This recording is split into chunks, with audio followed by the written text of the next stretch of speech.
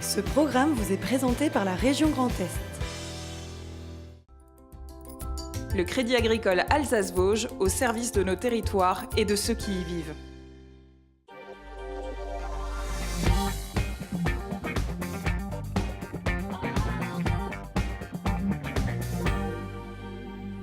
Salut à toutes et à tous, ravi de vous retrouver pour une nouvelle heure de direct, comme chaque soir de la semaine sur Alsace 20, une heure d'infos et d'actualités régionales. On va parler cinéma ce soir avec la sortie d'un film ce mercredi sur les écrans. Ça s'appelle La dernière folie de Claire Darling, un film de Julie Bertuccelli avec Catherine Deneuve, cette réalisatrice qui sera justement avec nous tout à l'heure en plateau. On va en parler dans quelques instants. On parlera sport évidemment, comme chaque lundi. Top Sport, 1h 20 minutes d'actu sportive du week-end. On parlera de la SIG notamment qui va un petit peu mieux, de victoire la semaine dernière.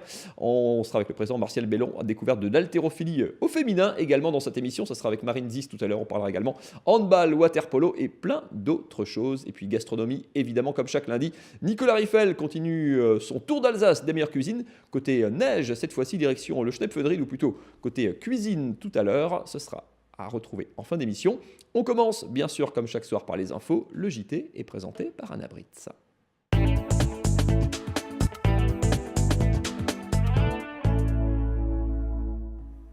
Bonsoir à tous et à la une de ce JT. Un premier pas législatif vers la collectivité européenne d'Alsace. Les départements du Bas-Rhin et du Haut-Rhin ont signé une délibération unique en ce sens aujourd'hui. Observer les oiseaux, puis les compter pour mieux les protéger, c'est un des objectifs du comptage annuel réalisé par la Ligue de protection des oiseaux. Et puis 2 semaines après leur première étoile Michelin, nous nous sommes rendus au restaurant strasbourgeois Les Funambules pour savoir comment ils ont vécu ce moment.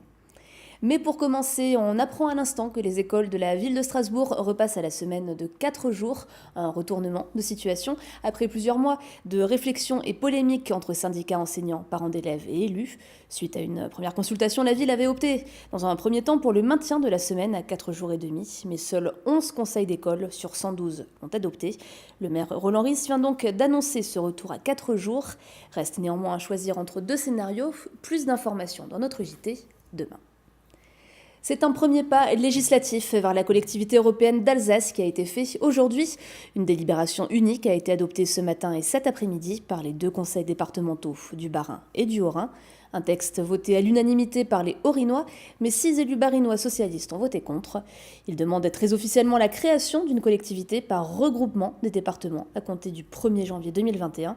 À noter que ce texte précise aussi le maintien des 2 préfectures de Strasbourg et Colmar et qu'il revient notamment sur le rôle de la future collectivité en matière de bilinguisme. Hier, dimanche, se tenait la traditionnelle fête de la neige au Champ du Feu. Plusieurs milliers de personnes sont venues à pied à ski ou en raquette, profiter de la poudreuse. De bon augure pour la station barinoise à quelques jours du début des vacances d'hiver. Au Champ du Feu, je veux dire, c'est vraiment un territoire de plaisir où les gens se baladent. Il y a 1000 motifs de venir pour regarder la faune, la flore, l'hiver, l'été. Le but de l'association, c'est de dynamiser le Champ du Feu et d'offrir plein d'activités pour tous les publics. La fréquentation du Champ du Feu se développe. Je sais que la saison dernière, en ski nordique, on a eu une ouverture exceptionnellement longue. Bon voilà, cette année, les pistes sont très bien enneigées. Bon, ça devrait très bien se passer. Il y a une belle sous-couche. Sauf à avoir un très gros redout, on est bien armé. Depuis les années 60, les oiseaux sont régulièrement observés et comptés au niveau international. L'objectif, mieux les connaître pour mieux les protéger, eux et leur milieu naturel. Avec l'évolution du comportement migratoire des oiseaux, un comptage est réalisé dans les zones humides lors d'un week-end tous les ans, en janvier et dans toute l'Europe. En Alsace, c'est la Ligue pour la protection des oiseaux qui participe à ces comptages. Fanny Kunz a rencontré ses bénévoles. Même par un froid de canard, les bénévoles de la Ligue pour la protection des oiseaux se retrouvent à l'étang de Plopsheim. Canards, cygnes, grèbes, cormorans ou hérons, ils sont nombreux à ne pas se geler les plumes en cette période de l'année. Régulièrement, les bénévoles les observent et réalisent des comptages. Il y a quelques semaines, il était l'heure de recenser les volatiles hivernant dans les zones humides. Il y a, selon les hivers, selon la rigueur de l'hiver, entre 10 000 et 20 000 oiseaux qui hivernent ici, donc c'est considérable. C'est plus de 20%, 20-25% du total alsacien qui est ici. Les zones humides ont été divisées par plus que 2 en quelques dizaines d'années. Et donc les espèces qui sont liées à ces endroits souffrent énormément et donc nous essayons de participer à des programmes de protection des zones humides. L'organisme Wetlands International coordonne ces comptages, permettant d'observer l'évolution de la présence des oiseaux hivernants dans les zones humides européennes. L'Alsace dispose de nombreux sites propices à l'accueil des volatiles. Le Rhin et ses abords en font partie. Dans les années 70-80, on était à 100 000 oiseaux d'eau sur le Rhin. Maintenant, on a dégringolé sur l'ensemble de l'Alsace, cours du Rhin, plus comptage extra-rhénan, à 50 000 oiseaux. Et sur le Rhin lui-même, le comptage de l'an dernier, en janvier 2018, était plus faible qu'on n'ait jamais enregistré. Il y avait à peine un petit peu plus que 30 000 oiseaux sur le Rhin. Donc on pense que le réchauffement climatique a forcément un effet, avec des hivers beaucoup plus doux. Donc pas seulement plus doux chez nous, mais plus doux aussi dans le nord de l'Europe, ce qui fait que les oiseaux restent dans le nord de l'Europe pour hiverner, viennent moins dans nos régions. Et donc on constate une baisse d'effectifs. En Alsace, ils sont près de 120 ornithologues amateurs à régulièrement participer à ces comptages.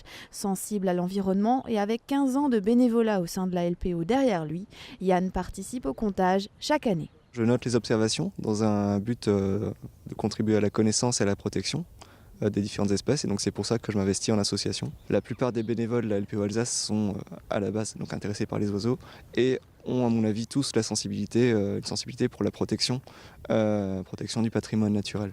Les comptages permettent de mettre en avant près de 5 millions de kilomètres carrés de zones critiques pour la conservation des oiseaux, pour la plupart classées UNESCO ou zones importantes pour la biodiversité. Comment réagit-on après l'attribution d'une première étoile Michelin ? 2 semaines après la dernière annonce du Guide Rouge, nous sommes allés rendre visite au restaurant Les Funambules à Strasbourg. Et puis on passe de l'art culinaire à l'art plastique avec la galerie Apollonia à la Robertso. Elle propose une nouvelle exposition qui fait dialoguer photographie contemporaine avec tableaux plus anciens. Tout ça, c'est dans l'actualité de l'Eurométropole de Strasbourg avec Camille Roland.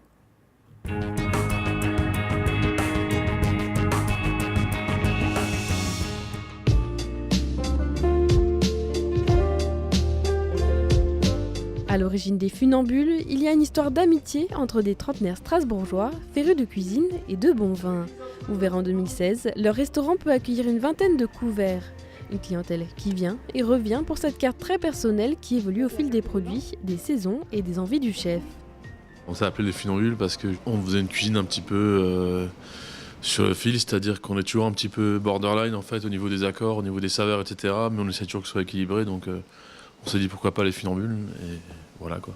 On essaie juste de faire une cuisine vraiment instinctive, qui se fait un petit peu au jour le jour et en fonction un petit peu de ce qui arrive dans les assiettes. C'est un peu, j'ai envie que les gens viennent ici en se disant on vient chez quelqu'un et puis il nous fait à manger comme on viendrait en fait chez un ami, etc. Et c'est pour ça que le soir on a un menu unique. On a eu une étoile, on s'était pas préparé quoi. Mais nous on voulait faire des gastronomies un peu décontractées on va dire, sans se prendre trop la tête quoi. Et puis, un vendredi soir, à quelques instants du service, au bout du fil, le Michelin et l'étoile. Et là, ouais, un gros étonnement, on a du mal à y croire. Et voilà, et puis 2-3 jours après, quand on est à Paris, on réalise que c'est vrai, quoi. Si elle savoure cette récompense, la petite équipe des Funambules ne souhaite pas voir l'étoile bouleverser son quotidien. C'est une joie, mais une pression. La pression, on se l'est mis la première semaine. Quand on a repris le mercredi après l'histoire de l'étoile, c'était comme si on commençait dans un nouveau restaurant, c'était assez bizarre quoi. J'avais l'impression d'être mon premier jour quand je suis arrivé ici. Et en fait, au fur et à mesure, on a vu des gens qu'on connaissait, les gens revenaient, les gens qu'on avait l'habitude de voir, et finalement on s'est dit en fait c'est chez nous, et on l'a avec ça. Et depuis cette semaine, ça va mieux. Voilà, quoi. On continue à faire ce qu'on aime quoi. La prochaine étoile, ça serait vraiment, ça serait trop ambitieux. Non, continuer à faire ce qu'on a fait, à travailler comme on a fait avant. Et puis voilà, on va essayer de la garder évidemment. Mais après, comme dit, nous, on travaille pour se faire plaisir, pour le plaisir du client essentiellement, et on ne travaille pas nécessairement pour cette étoile. Bien dans leur assiette, ces Funambules ne devraient pas perdre le fil.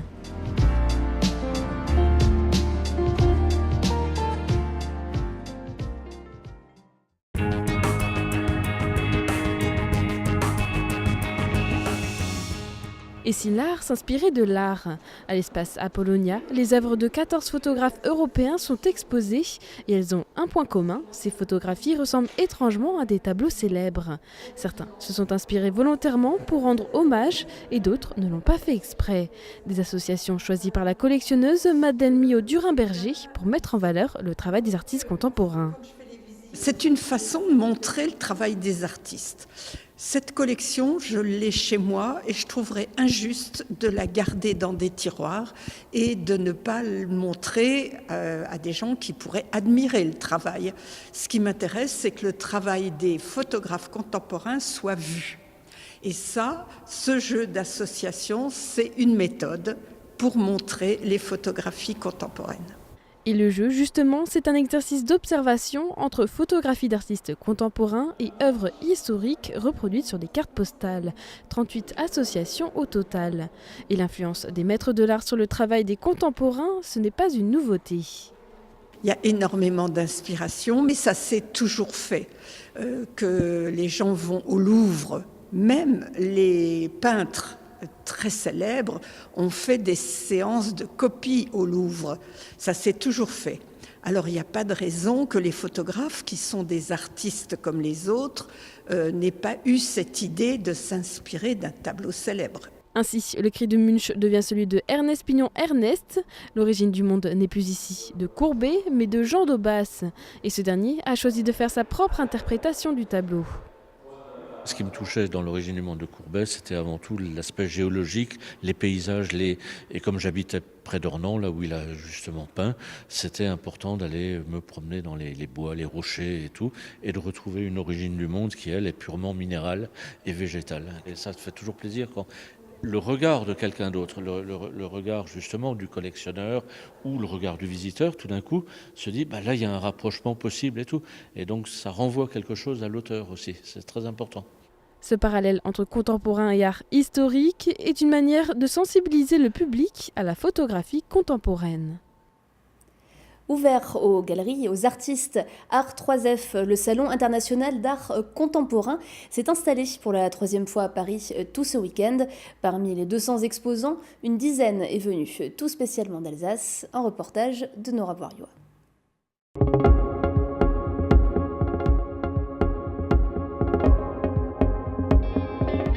Peinture, sculpture, photographie ou encore street art, plus de 3000 pièces d'art contemporain ont été exposées lors de la 5e édition du salon Art 3F à Paris. Une dizaine d'artistes alsaciens y ont exposé, comme le strasbourgeois Robert Gouman. Aujourd'hui retraité de la médecine générale, il se consacre pleinement à sa passion pour la création. Au départ, j'ai fait du figuratif, j'ai fait beaucoup de nus, j'ai enseigné le nu aux arts déco.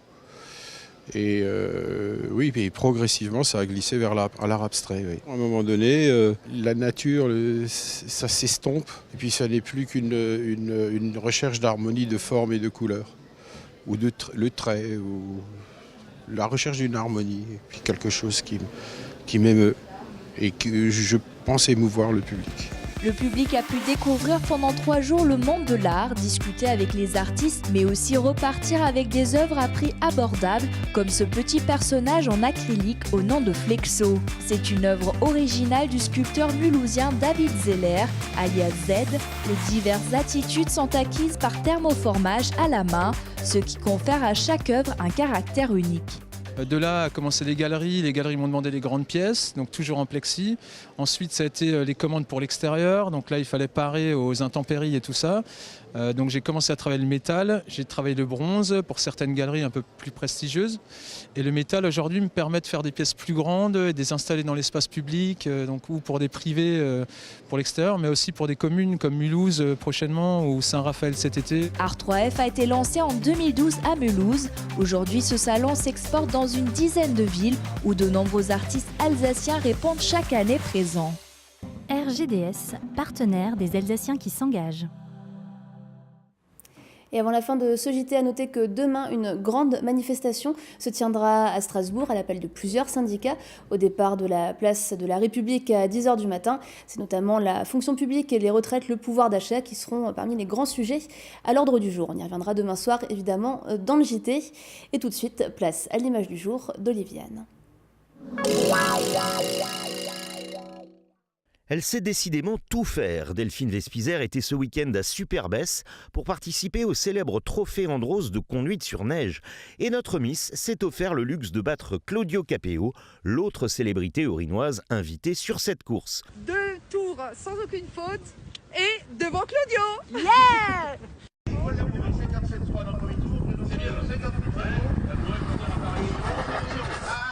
Mieux encore, entre 2 glissades, Delphine précise qu'elle a pu finaliser les prochains tournages de sa chronique sur Alsace 20. Retour en plateau. Merci beaucoup Anna. On se retrouve demain pour la suite des infos et on va accueillir les invités de la deuxième partie de cette émission. Marine 10, évidemment, comme chaque lundi à qui on parlera sport. Julie Bertuccelli, on va parler cinéma et Martial Bello, on va parler basket. Ça sera tout à l'heure dans la page sport. Installez-vous tranquillement. Bonsoir à tous. Tout ça juste après la météo de Célia. Des châteaux de la Loire au delta du Mékong, idées week-end ou voyage au long cours, vos vacances au fil de l'eau partout dans le monde avec Croisière Europe.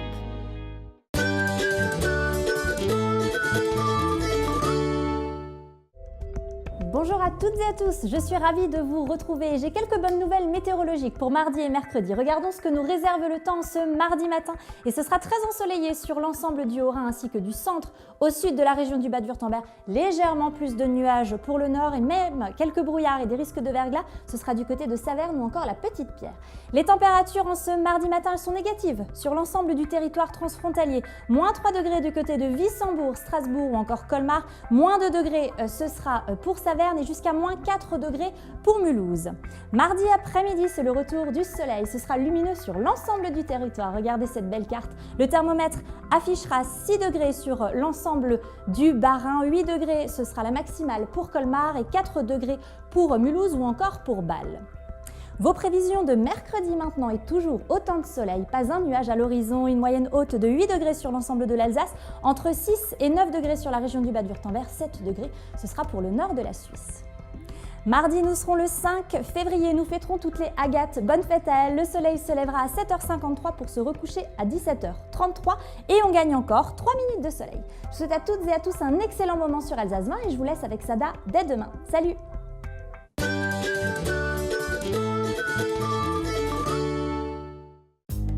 Vos vacances au fil de l'eau avec Croisière Europe. Croisière fluviale et maritime au départ d'Alsace et jusqu'au bout du monde. Et on va parler cinéma avec l'invité de la rédaction ce soir, Julie Bertuccelli. Bonsoir. Bonsoir. Ça s'appelle La dernière folie de Claire Darling. Ça sort ce mercredi, sur les salles en tout cas en Alsace. C'est en avant-première ce soir à l'UGC Cinécité de Strasbourg. Film avec Catherine Deneuve, que j'ai eu le plaisir de voir ce matin. C'est une histoire tirée d'un livre. On va voir la bande-annonce dans un instant. Quand on est réalisatrice, simplement, dès qu'on lit un livre, on se demande ce que ça pourrait donner en film. Et souvent, pourquoi celui-là, il a fait tilt. C'est vrai que c'est un peu une déformation professionnelle. Dès qu'on lit un livre, on se pose toujours la question, est-ce que ça peut faire un film ? Celui-là, c'est une amie qui me l'a offert, me connaissant bien et sachant que ça allait me toucher. Elle avait vu juste, effectivement, il y avait beaucoup de thèmes, beaucoup d'histoires de famille, de mensonges, de rapports mère-fille. Et puis, vous verrez autour des objets et qui me touchaient profondément. Donc, je me suis très, très vite dit, c'est peut-être presque trop proche de moi, mais il y avait de quoi pour moi. Voilà, c'était écrit pour moi. Et un livre américain en plus, mais que j'ai adapté en France. C'est juste pour donner ce film, La dernière folie de Claire Darling. Regardez la bande-annonce, on en parle juste après.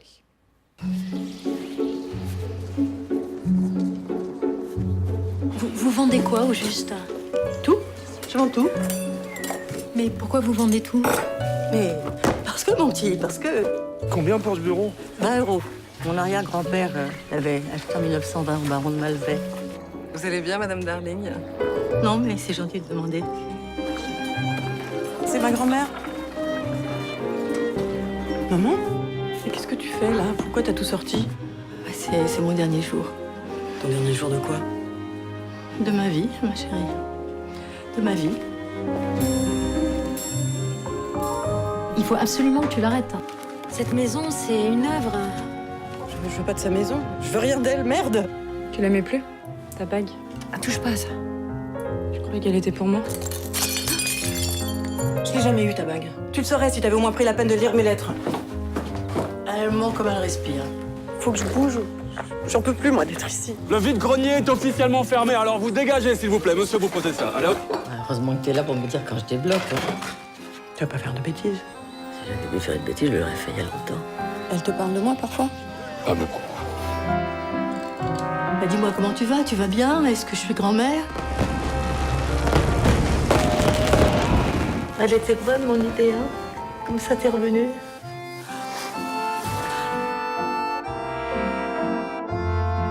Peut-être est-ce le moment, avec le temps qui passe, on éprouve souvent le besoin de faire un ménage intérieur. Oh non, non, je vous en prie, hein, non. Gardez votre petit laïus pour vos petites vieilles. Catherine Deneuve dans La dernière folie de Claire Darling, ce mercredi sur les écrans, ce soir à l'UGC Ciné-Cité. Premier choc, pardon, pour moi, mais Catherine Deneuve avec des cheveux blancs. Je m'en suis pas remis et je ne sais pas, on l'avait déjà vu au cinéma avec des cheveux blancs. Un tout petit peu dans un film de Téchinet, mais à la fin du film, et plus gris d'ailleurs que blanc, mais et ouais, c'était quand même la première fois comme ça que c'est tout un film sur elle à cet âge-là. Mais c'est une actrice tellement fabuleuse qu'elle est tellement boulimique de films, de cinéma et d'essayer des choses qu'elle n'a pas encore faites, et alors qu'elle a une carrière exceptionnelle. Et donc ça l'a amusée, et puis c'est un rôle c'était cohérent évidemment avec le rôle qu'elle est. C'est logique, c'est juste qu'effectivement, voilà. c'est. Mais ça lui va très très bien. Mais oui, complètement. Mais c'était un choc quand même. Ouais. On est, le film s'appelle La dernière folie de Claire Darling, donc Catherine Deneuve dans le film. On est un peu sur le double sens du mot folie, le folie coup de tête et le folie déraisonné, enfin quand on commence à perdre la tête un petit peu. C'est ça, elle perd un peu la tête. Après, c'est plus subtil que ça, disons, c'est un mélange de. Peut-être un petit début comme ça où la mémoire s'évade, mais aussi c'est des réminiscences, des visions, des hallucinations, des rêves éveillés qu'elle fait. Tout ça parce que tout se passe sur une journée, elle pense que c'est son dernier jour. Et finalement est reconvoquée dans cette manière de tout revendre, vendre tout ce qu'il a, tous les objets qui l'ont accompagné. Tout son passé revient comme ça en écho, qui nous explique peu à peu les raisons de sa vie seule ici et comment elle va retrouver sa fille, Chiara Mastroianni. Sa fille, justement, qui arrive dedans. Juste parenthèse, effectivement, sur les différents flashbacks qui permettent de resituer ça. Donc on est sur 24 heures pour le film, mais avec des flashbacks. J'ai toujours eu, personnellement, parfois du mal avec les flashbacks. Et là, par contre, je trouve que ça fonctionne bien, c'est assez subtil. Enfin, c'est délicat, enfin, c'est pas évident à mettre en scène. J'ai essayé d'ailleurs que ce soit pas sous forme de flashback. Bon, c'est peut-être un peu un terme générique, non, mais c'est un peu peut-être ça. Mais moi, j'ai essayé que ça soit vraiment comme si le passé était totalement intégré et fluidement dans le temps. Les personnages se voient eux-mêmes jeunes à l'occasion comme ça d'un mouvement de caméra, et c'est plus redigéré et revu dans le présent. Donc c'est pas parce que c'est vrai que dans la vie on se souvient pas des choses en fermant les yeux avec des scènes toutes entières comme ça, objectives. C'est toujours des bribes de choses qui arrivent les yeux ouverts, où les personnages et nos amis du passé sont presque comme des fantômes là devant nous. Donc j'ai essayé de trouver une forme à ça, et tout ça est mélangé aussi avec des envies, des rêves, des hallucinations, de choses qu'elle imagine voir, ou des métaphores de toute sa vie. Voilà. Ça fonctionne en tout cas très bien. Ressurgit donc sa fille, Chiara Mastroianni, dans le film, avec qui elle est en conflit. Elles ne sont pas vues depuis des années. Elle débarque alors que sa mère est en train de tout bazarder. Quelque chose qui aurait dû lui revenir. C'est une espèce de pied de nez, même de bras d'honneur à sa fille, quelque part. De tout ceci, c'est son histoire, c'est son enfance aussi. Disons que c'est pas non plus. En même temps, sa fille n'est plus très attachée parce qu'elle est partie en voulant laisser derrière elle toute cette maison et ces choses qui étaient lourdes de drames ou d'histoires tendues. Voilà. Mais disons que c'est plus aussi peut-être une manière de l'appeler au secours, enfin en tout cas de la raccrocher. Mais c'est vrai que le personnage que joue Chiara a l'air de s'en foutre un peu de tout ça et ne veut pas trop s'attacher aux objets. Et puis finalement, c'est quand même tout le passé qui est là, parce que les objets ont une âme, ils révèlent tellement de choses, c'est des madeleines pour nous, de tellement de moments. C'est ça, parce que c'est une superbe maison, c'est des très beaux objets. Qu'est-ce que ça nous dit justement de ce que peuvent représenter les objets?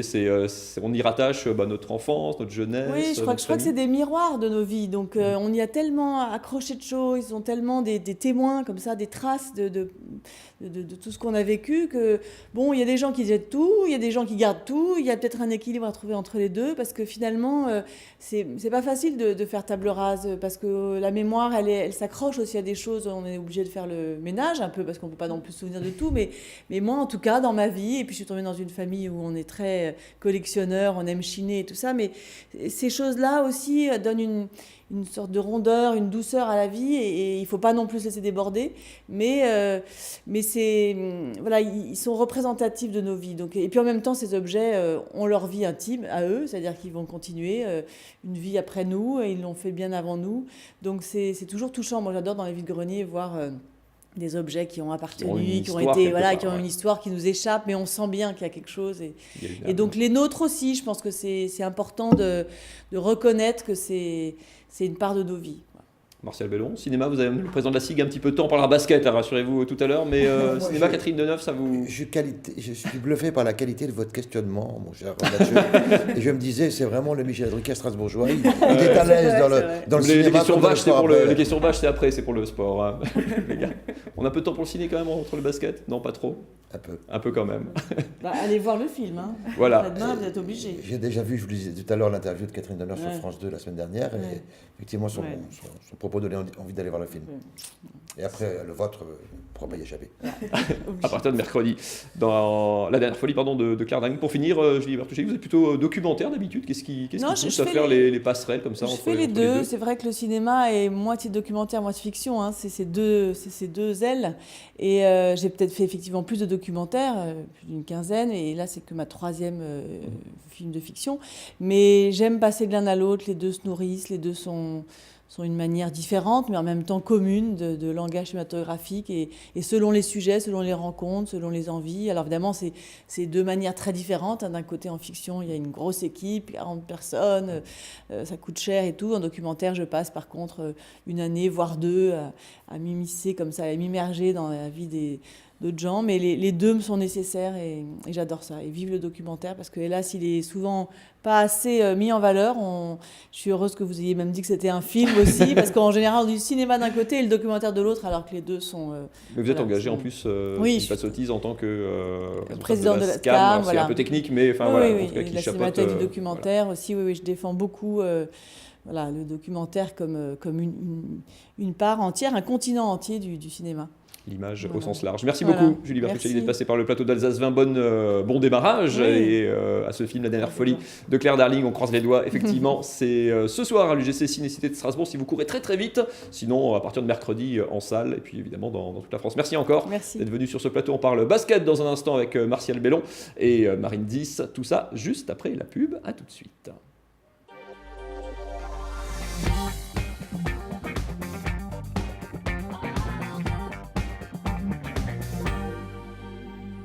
Et le lundi soir, on parle de sport. Évidemment, grosse page basket, notamment ce soir. Tout ça, évidemment, avec Marine Zis.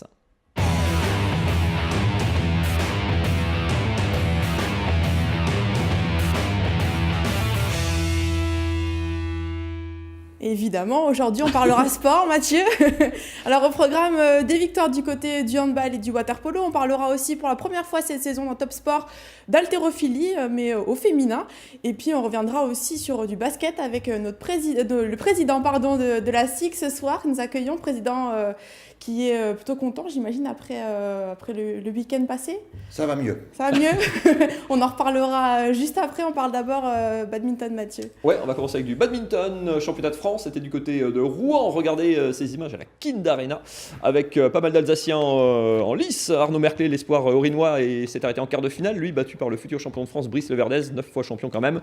Pour trouver des titres chez les Alsaciens, il fallait en double homme et échange extrêmement spectaculaire. Vous le voyez avec Julien Maillot, notamment en bas de cette image. Alors, strasbourgeois, mais licencié désormais à Marom, associé à Bastien Carsoni. Il s'impose face à Mulhousien, Tom Jikel. Finale disputée et spectaculaire. Regardez notamment cet échange avec ce sauvetage alors qu'il est au sol et il marque le point. Victoire en 3-7, 18-21, 21-18, 21-18. Match ultra et finale ultra disputée. Et succès surtout pour Julien Maillot, qui est de retour de blessure après 6 mois éloigné des terrains, 3e compétition seulement, et nouveau titre donc pour le Strasbourgeois. Et puis Tom Jikel qui a été battu en finale donc par Julien Maillot, c'était consolé, enfin ou plutôt c'était un petit peu avant dans le timing, en finale du double mixte. Tom Jikel avec Delphine Delerue, 20 ans seulement tous les deux, et ils conservent leur titre de champion de France du double mixte. Victoire en 3-7 face à une Alsacienne, en face en haut de l'écran Audrey Mittelheiser, associée à Ronan Lebar. Victoire donc en 3-7 pour Tom Jikel, une finale, une victoire, une défaite pour lui en finale, un titre pour Julien Maillot.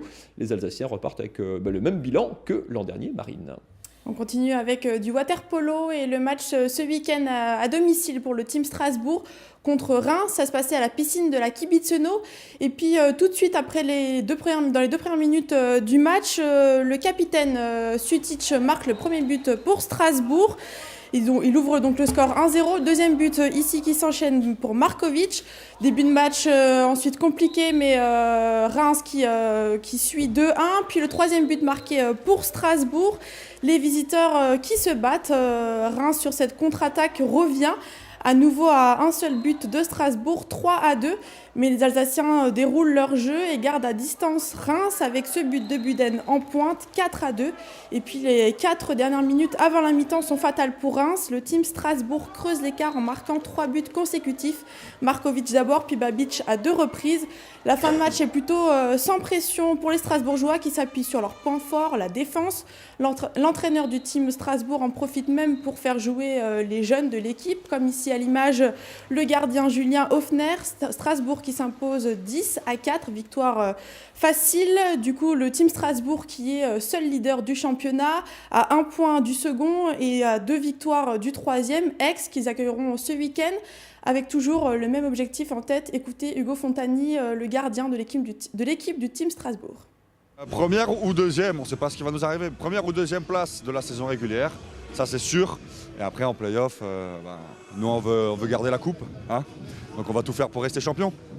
Rester champion, ça sera évidemment leur ambition. Martial Bellon, on va passer au basket avec le président de la SIG Strasbourg. On va parler du difficile mois de janvier qui se termine plutôt bien. Allez, avec cette victoire contre Bologne, c'était mercredi. Et la SIG qui recevait Cholet ce samedi au Rhenus. Je vous emmène dans la salle strasbourgeoise. Cholet, équipe mal classée, mais en regain de forme. Ils se sont payés le leader Lasvel l'autre jour. Victoire contre Le Mans également. Les deux équipes au coude à coude en première mi-temps. Mais la SIG a les bonnes attitudes en défense. Interception de Jérémy Enzoli qui va conclure. Les Strasbourgeois qui font le job, en tout cas ça défend sévère avec Youssouf Afal et Djeraledi. Vous l'avez vu, Djeraledi une nouvelle fois ici au contre. Cholet légèrement devant, mais la SIG est dans le coup et raccroche juste avant la mi-temps grâce à 2 paniers primés coup sur coup de Nicolas Lang. 17 points en 23 minutes pour le Rinois l'autre jour. 1 point d'avance donc pour Cholet à la pause. Mais la SIG accélère en seconde période, avait trouvé c'est plus fluide, c'est plus collectif. Djeraledi commence son festival à 3 points. En défense, Youssouf Afal continue de faire le ménage. Ça va beaucoup mieux pour les hommes de Vincent Collet qui se détachent. Mardi Collins pour Ali Traoré, l'autre bonhomme de la deuxième mi-temps de la SIG, 12 points, 6 rebonds en seconde période pour le pivot strasbourgeois. Djeraledi encore dans ses œuvres, 5 sur 7 pour lui à 3 points, 20 points. Ali Traoré en défense avec une bonne bâche comme vous les aimez Marine. Et puis Ali Traoré en attaque de l'autre côté du terrain. La SIG s'impose sans trop trembler, 96-82, deuxième victoire consécutive après celle contre Bologne en Coupe d'Europe. Martial Bellon, quand on a fait 7 défaites sur les 8 matchs précédents, qui avait le feu avec une énorme défaite du côté de Pau, c'est la réaction que vous attendiez tout simplement? D'abord, on aurait souhaité que ce qui s'est passé au mois de janvier ne se passe à point. Pour autant, c'est vrai que l'équipe a montré qu'elle avait des ressources, mais ça on le savait, parce que le début de saison avait été bon. Et les 2 derniers matchs montrent que nous avons la capacité d'être au plus haut niveau. Encore faut-il que les garçons parviennent à le faire entre eux. On a peur justement de cette rechute-là possible, entre guillemets. Vous savez, un groupe de sport, c'est comme un groupe d'individus, c'est ce que j'appelle de la pâte humaine. C'est très complexe à faire fonctionner. Cette année, il y a eu de réelles difficultés dans le vestiaire, et vous en avez fait l'écho dans vos journaux. Les garçons ont fait le travail entre eux, ils se sont parlé, et je crois que le plus dur est derrière nous maintenant. Il y en a un autre qui est plutôt optimiste après cette victoire avec la manière. En plus, c'est Vincent Collet. Écoutez l'entraîneur strasbourgeois qui, évidemment, veut enchaîner. On sent que l'équipe, non seulement a repris de l'énergie, mais elle a repris aussi de la confiance. Donc c'est vraiment très intéressant. Maintenant, il faut continuer, ne pas s'arrêter en route. On a fait une série négative trop longue. Donc il faudrait maintenant essayer d'en faire une positive au moins aussi longue. Le chantier côté SIG, c'est les retouches à apporter éventuellement à l'effectif. Vous annonciez 1 ou 2 arrivées, vous partiez plutôt sur 2. Ça voudrait dire éventuellement le départ de l'un ou l'autre joueur. Où est-ce qu'on en est aujourd'hui ce lundi? Alors, on a décidé de recruter 2 joueurs. Un meneur et un poste 4, un ailier fort. On a fait des offres à 2 joueurs ce week-end et on attend les retours. Ça veut dire se séparer mécaniquement d'un joueur aussi, de l'effectif actuel? Je n'ai pas souvenir d'avoir dit ça, donc je réponds pas. C'est une question. Comme je ne l'ai pas dit, ce n'est pas d'actualité.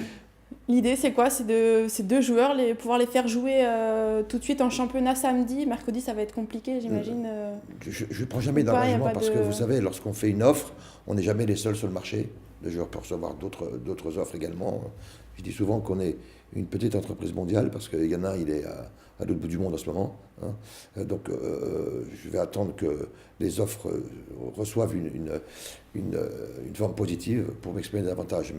Mais mercredi, certainement pas. Samedi, ça sera également difficile.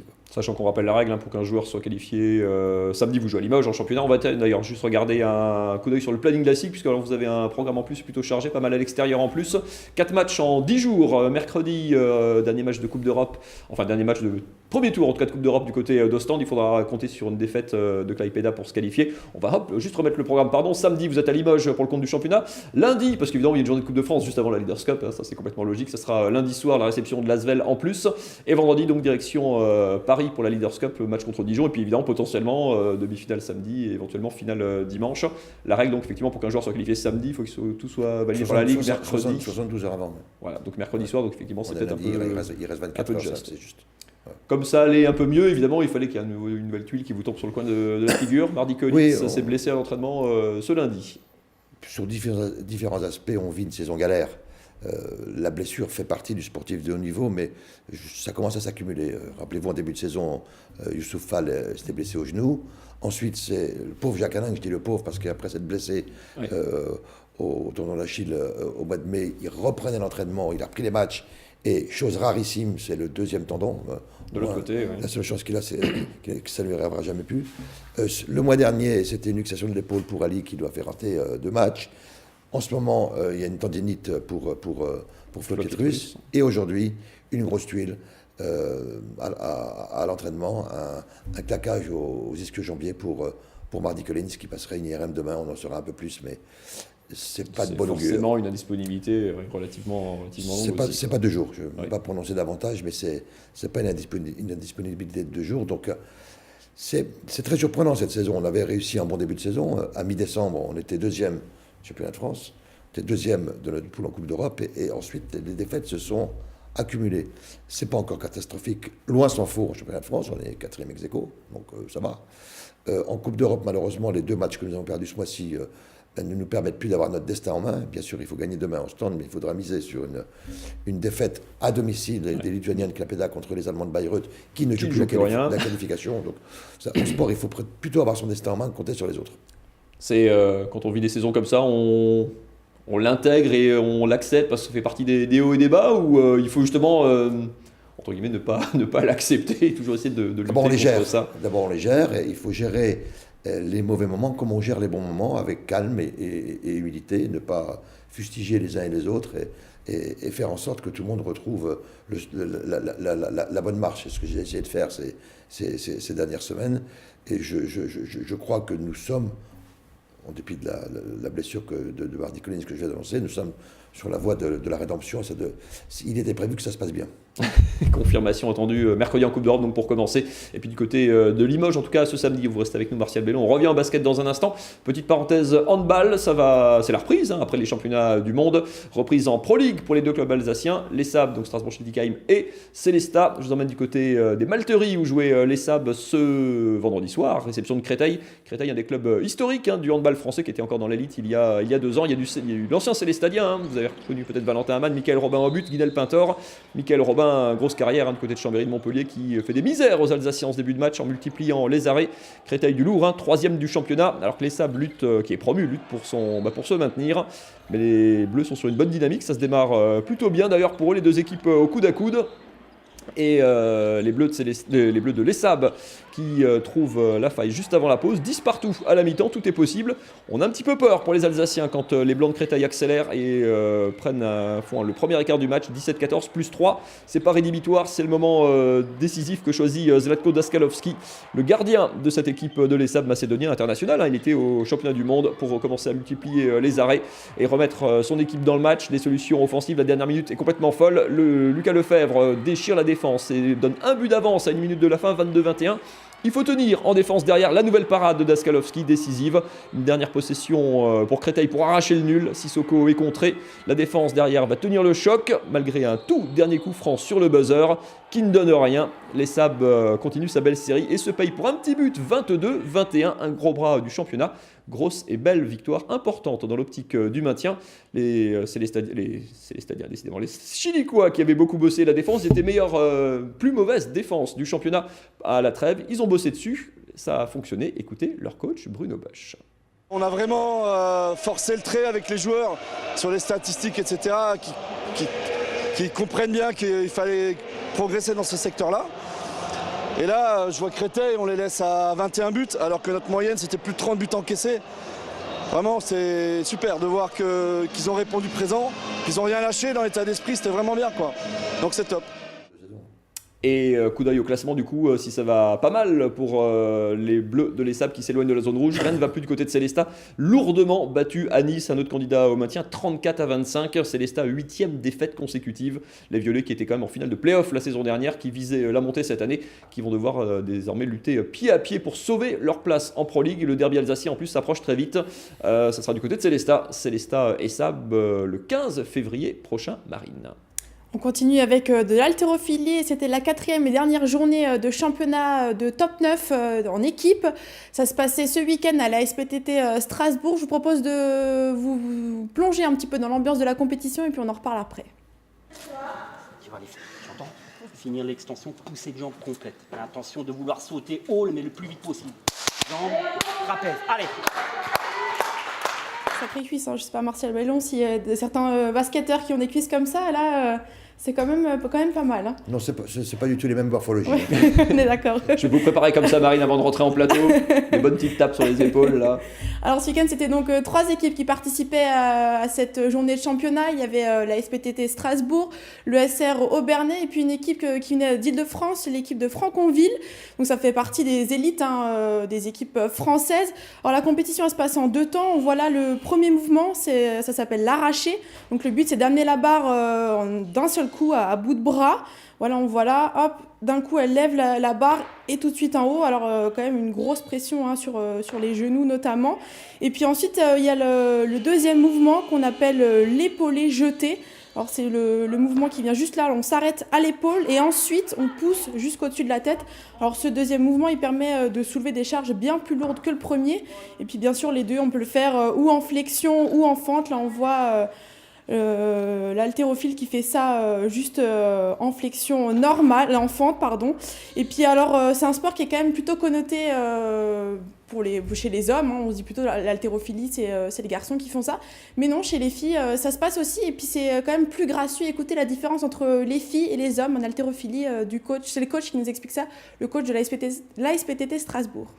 Alors les filles sont peut-être généralement beaucoup plus techniques que les garçons, bien sûr, liées à leur morphologie qui est bien sûr moins musclée que les gars, mais elles soulèvent des barres qui sont au-delà de leur poids de corps. Hein. On a des barres qui dépassent les 100 kg, c'est ce qui est étonnant, et avec une maîtrise qui est vraiment gestuellement beau à voir. Alors ça se passe par catégorie de poids et ce week-end il y avait une Strasbourgeoise, regardez en image, qui a 18 ans, qui faisait la compétition en moins de 49 kg. Elle a soulevé quand même à l'arraché le premier mouvement 60 kg et en épaulé jeté 75 kg. C'est quand même énorme hein, pour le poids qu'elle fait. Son secret, la récupération, une récupération optimale, du sommeil aussi, puis un bon équilibre alimentaire, mais pas que, écoutez-la. C'est beaucoup d'entraînement, beaucoup de rigueur.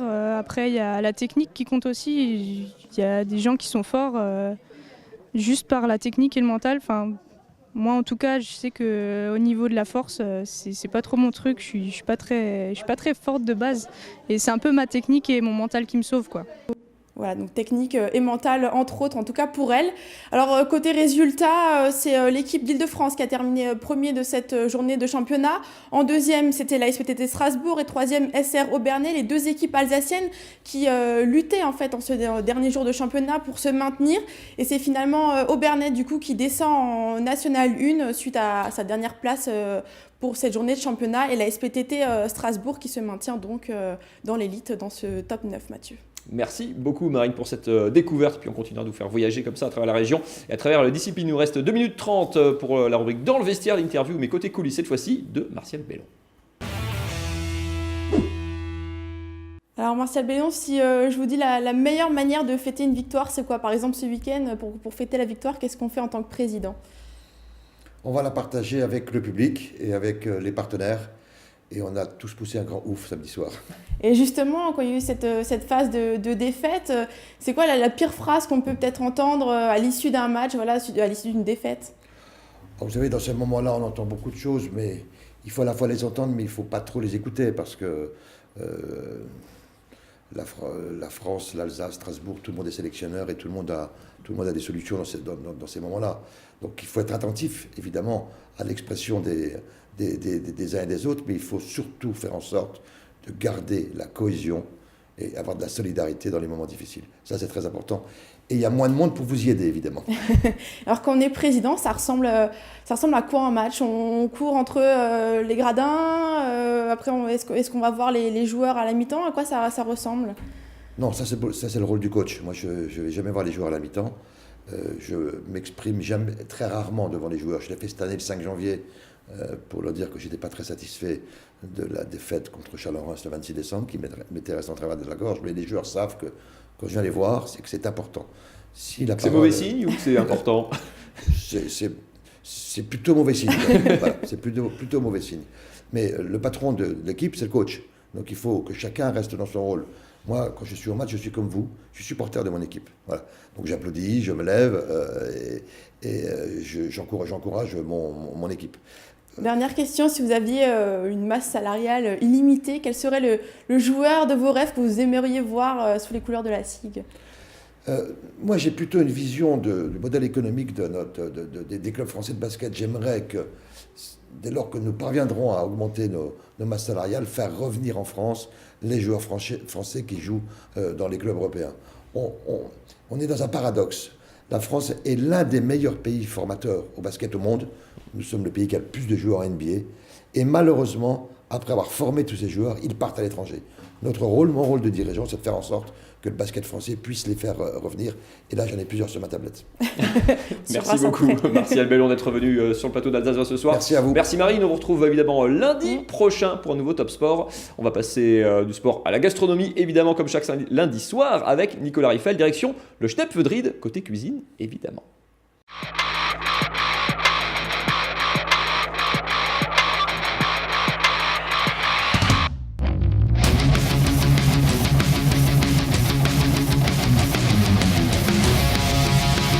Salut. Oula. Moi j'ai les chaussures de ville pour venir te voir à la baie. Tiens, je suis ravi de t'accueillir chez nous. Ben merci en tout cas, moi je suis très heureux d'être là. Tu sais que c'est ma première fois ici. Ah ouais? Bah ouais, c'est pour ça que je suis très content. Et il est jamais trop tard. Hein. Bah ouais. J'ai hâte en tout cas que tu me racontes toute l'histoire. Allez viens Igloo. C'est parti. C'est une station qui a démarré dans les années 50 au départ, quoi, avec à l'époque encore des pylônes en bois. Enfin voilà, c'était les pionniers qui ont fait ça. Hein. Après, ça a évolué au fil du temps. Hein. C'est vraiment devenu une économie touristique dans les années 70-75. Et ensuite, on a eu quand même beaucoup d'hivers avec peu de neige. Donc il y a eu un peu un déclin, on va dire. Et donc à un moment donné, il y a eu un plan de relance qui a été décidé au niveau de la région. Et où ils ont reboosté un peu tout ça, grâce à de l'argent des fonds européens surtout. Et donc pour sauver et redynamiser le tourisme hivernal et surtout les vallées. Et justement ce restaurant aujourd'hui, alors il a deux modes de fonctionnement. L'hiver on est plutôt sur du sel. Ouais. Qu'est-ce qu'on peut y manger? Donc en fait... Moi j'adore les bouchées à la reine, est-ce qu'on peut manger des bouchées à la reine? Ouais, bien sûr, oui. Ah bah voilà, déjà ça c'est bien. Quand t'as fait du ski, t'as envie de manger des bouchées à la reine. On a l'hiver les bouchées, de la bolo, enfin voilà, on a les trucs un peu qu'on retrouve un peu partout parce qu'on ne peut pas vraiment faire autrement. Bah oui, on propose quand même, par jour? Ça dépend des jours, mais on arrive à faire jusqu'à 600 plateaux, 700 plateaux quand c'est vraiment bien fréquenté. Ouais, pendant les donc vacances, on ne peut pas servir à la carte. Ouais. Alors par contre on a une alternative pendant les soirs de nocturne, donc le mardi, vendredi, samedi, où on va fonctionner avec une carte. Cette année, la nouveauté, c'est qu'on va proposer des tartes flambées aussi. Donc un petit peu, voilà, entre les deux, pour ceux qui n'ont pas trop faim, les petites faim. Avec l'apéro. Et en fait, Nico, on a une petite particularité au Schnepfedried que tu ne vas pas trouver forcément ailleurs. Enfin, c'est qu'on a un petit chalet après ski.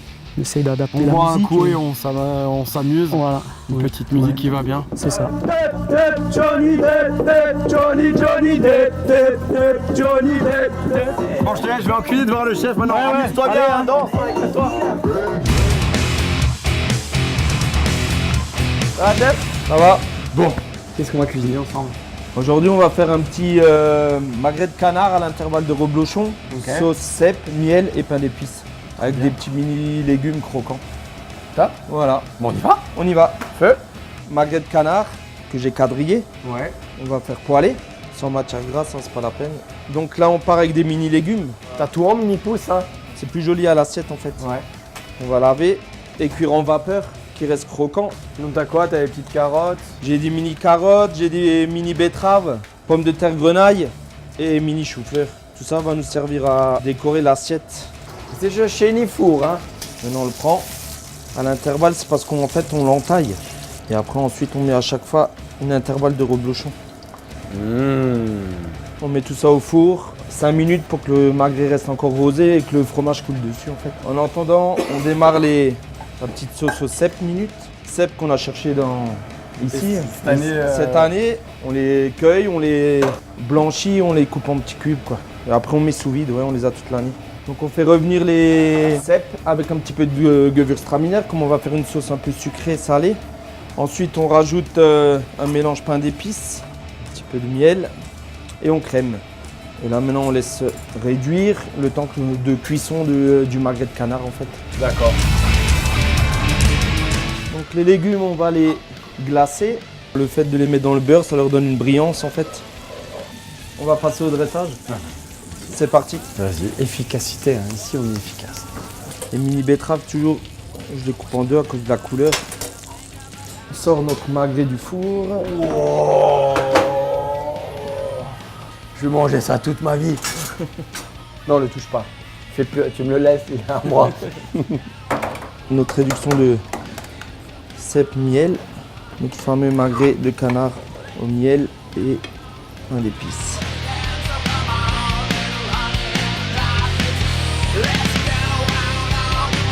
Et surtout, ne soyez pas